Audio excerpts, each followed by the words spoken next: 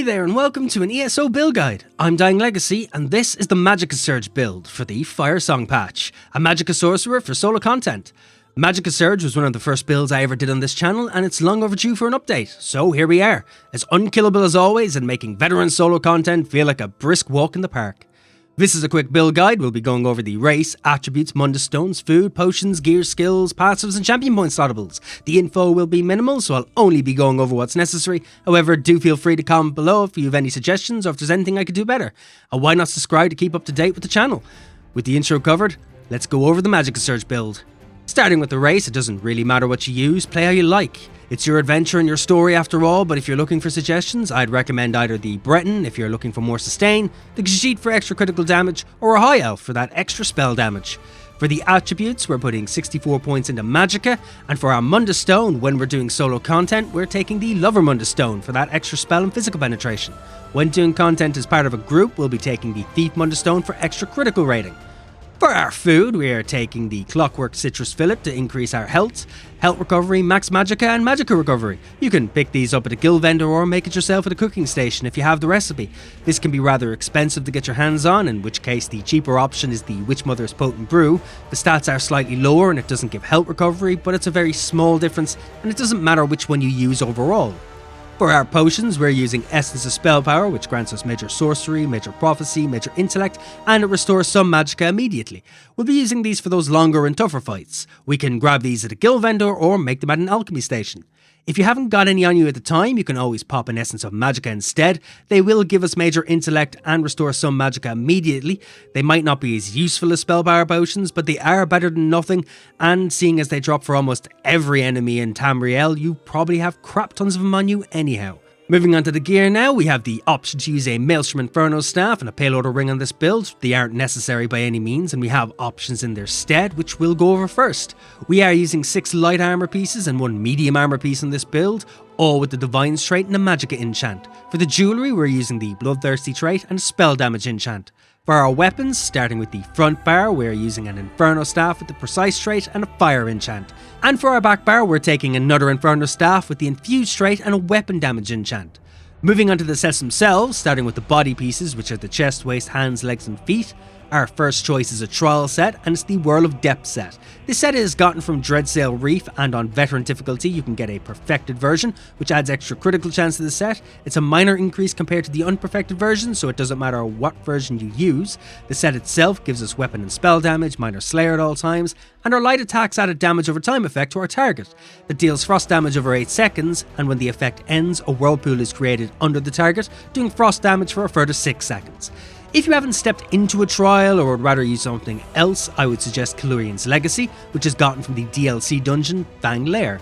Calurian's Legacy adds critical chance and weapon and spell damage, and when you deal critical damage on a light or heavy attack, you'll launch a projectile that can deal frost, flame, shock or disease damage, and it applies the retrospective status effect. You can also use the Order's Wrath set, which is a crafted set from High Elf. You can buy this from a guild vendor or you can craft it. This set adds lots of critical chance, weapon and spell damage, and it also increases critical damage and healing by 8%. For our weapons and jewellery, we're going with the Pillar of Nirn set, which is gotten from the DLC dungeon Valkyrie Hold, which gives us max stamina, critical chance and weapon and spell damage. And when you deal damage, you'll deal bleed damage to the target enemy and enemies near the target, and causing them to take bleed damage for a further 10 seconds. And this effect can occur every 10 seconds. For our monster set, for our helm and shoulder slots, we can use the Ice Heart set. The helm can be gotten from Direfrost Keep on veteran, and the shoulders from the Undaunted vendors. This set adds critical chance, and when we deal critical damage, we have a chance to gain a damage shield that also deals frost damage to nearby enemies. Now for the Ring of the Pale Order, which is gotten from the Antiquity system. When using this, we will heal for 20% of all the damage we do. We can't be healed by anyone but ourselves, and the healing we do does decrease when we're in groups. The ring will take up a ring slot obviously, so we'll need to wear our jewellery set on either our shoulder or helm. The slot doesn't matter. We will lose our 2 set bonus from our monster set, but the Pale Order ring makes up for it. You can go with Slime Crawl, which is gotten from Veteran Wayrest Sewers 1 for the 1 piece bonus, which is extra critical damage. Or you could also use the Magma Incarnate set. The head is found in the Dreadseller DLC dungeon on Veteran, and the shoulder from an Undaunted vendor. Magma Incarnate's 1 set bonus will give us extra Magicka and stamina recovery. Lastly is the Maelstrom Inferno Staff, which is gotten from the Maelstrom Arena, and we'll be using this on our back bar. There's a perfected version from veteran difficulty which adds extra offensive penetration. It doesn't matter which version we use, as we are more interested in the base effect, which increases the damage of our wall of elements. And that covers all the gear, so now we're going to move on to the skills, starting with the front bar. First skill up is Hardened Ward, morphed from Conjured Ward and found in the Daedric Summoning skill line. You'll create a shield protecting yourself and your pets for 6 seconds. Next we're using Daedric Prey, morphed from Daedric Curse, and also found in the Daedric Summoning skill line. This will curse an enemy and will deal magic damage to the target and enemies around the target after 6 seconds. While the curse is active, your pets will deal 45% more damage to the target. We're also using Crystal Fragments, morphed from Crystal Shards and found in the Dark Magic skill line. This will deal magic damage to an enemy and cause your next non-ultimate ability cast within 3 seconds to cost 10% less resources. While slotted, casting a health, magicka or stamina ability has a 33% chance of causing your next crystal fragments to be instant, and it'll deal 66% more damage and cost 50% less magicka to cast. Our next skill is Summon Volatile Familiar, morphed from Summon Unstable Familiar and found in the Daedric Summoning skill line. You'll summon a Daedric Familiar to fight at your side that deals shock damage, and once summoned you can activate the familiar special ability to deal shock damage every 2 seconds for 20 seconds to enemies near them. The fourth and final hits will stun enemies for 3 seconds. Your pet will remain until it's killed. We're also using Summon Twilight Matriarch, morphed from Summon Winged Twilight, and found in the Daedric Summoning skill line. This will send a Twilight Matriarch to fight at your side that deals shock damage, and once summoned you can activate its special ability to heal 2 friendly targets and itself. This pet will also remain until it's killed. And finally, for the ultimate on the front bar, we are using Ice Comet, morphed from Meteor and found in the Mage's Guild skill line. This hits enemies in the area, dealing frost damage, knocking them down and reducing their movement speed. After the impact, enemies in the target area take frost damage for 13 seconds. That covers our front bar, so next up is the back bar, starting with Unstable Wall of Fire, morphed from Wall of Elements and found in the Destruction Staff skill line. This will create a line of fire in front of you for 10 seconds, dealing flame damage to enemies standing in it. When the skill ends, the wall of fire explodes, dealing more flame damage. If you're using the Maelstrom Staff, this effect will be much stronger. We're also using Scalding Ruin, which is morphed from Fire Ruin and found in the Mage's Guild skill line. This puts a ruin on the ground that takes 2 seconds to arm and lasts for 24 seconds. When triggered, this deals fire damage to all enemies in the target area and deals additional flame damage over 26 seconds. Next up is Boundless Storm, morphed from Lightning form and found in the Storm Calling skill line. You'll become lightning, dealing shock damage to nearby enemies every 2 seconds for 30 seconds. You'll also gain Major Resolve for the duration, as well as gain Major Expedition for 4 seconds. Next up is Summon Volatile Familiar, which is followed by Twilight Matriarch, the exact same as the front bar. The reason for this is because while your pets are summoned and you switch weapon bars, if you haven't your pet slotted on the weapon bar, your pets will unsummon themselves. So we have these slotted on both bars to stop this happening. And finally, for the ultimate on our back bar, we're using Greater Storm Atronach, morphed from Summon Storm Atronach and found in the Daedric Summoning skill line. You will summon an immobile Storm Atronach that deals shock damage and stuns enemies for 3 seconds when it's summoned. The Atronach zaps the closest enemy, dealing shock damage, and an ally near the Atronach can activate the Charged Lightning synergy, granting nearby allies Major Berserk for 8 seconds. That covers all the skills, so now let's go over the passives, starting with our class passives. First up is the Dark Magic skill line. We want everything in here, so we're taking Unholy Knowledge, Blood Magic, Persistence and Exploitation. In the Daedric Summoning skill line, we want everything again, so we're taking Rebate, Power Stone, Daedric Protection and Expert Summoner. And in the Storm Calling skill line, we want everything in here as well, so that's Capacitor, Energized, Amplitude and Expert Mage.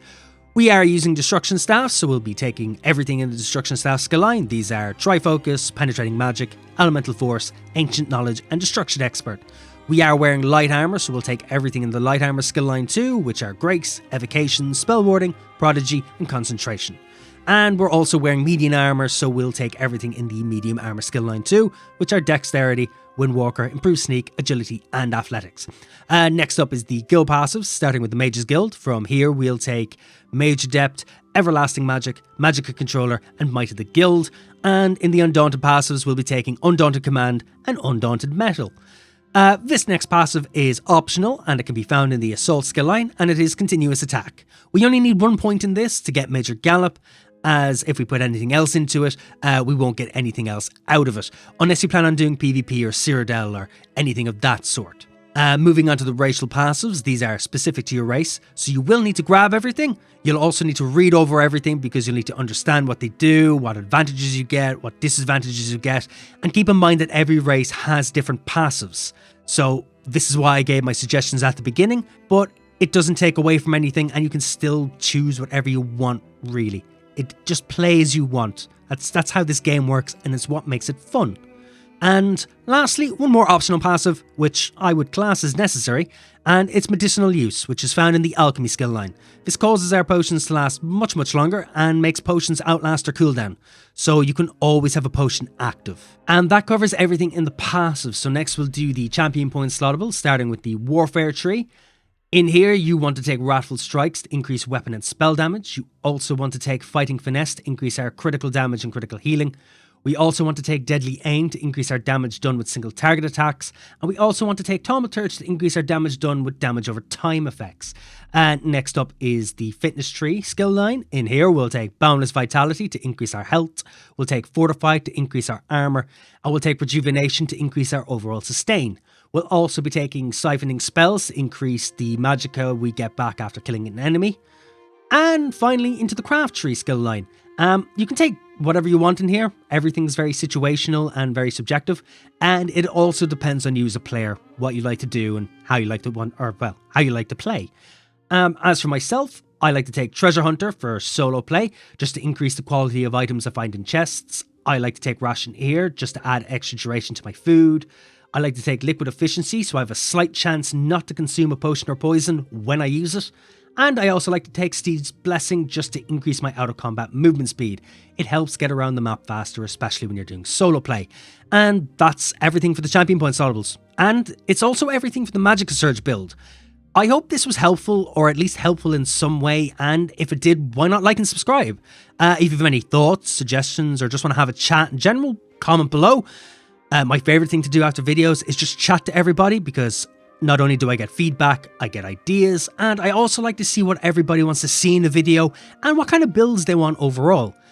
You can also come chat to me in real time over on twitch.tv/dyinglegacy. We constantly play MMOs over there, and we also discuss the finer things in life, such as, would you prefer to have a wooden leg or a wooden arm? Do you giggle when you fart? And is it possible to save money on your car insurance by crawling on all fours and yelling vroom vroom? So why not pop in and chat with us? We're not weird, I swear. But anywho, thanks again guys, you've been fantastic. I've been Dying Legacy, and until next time, stay awesome.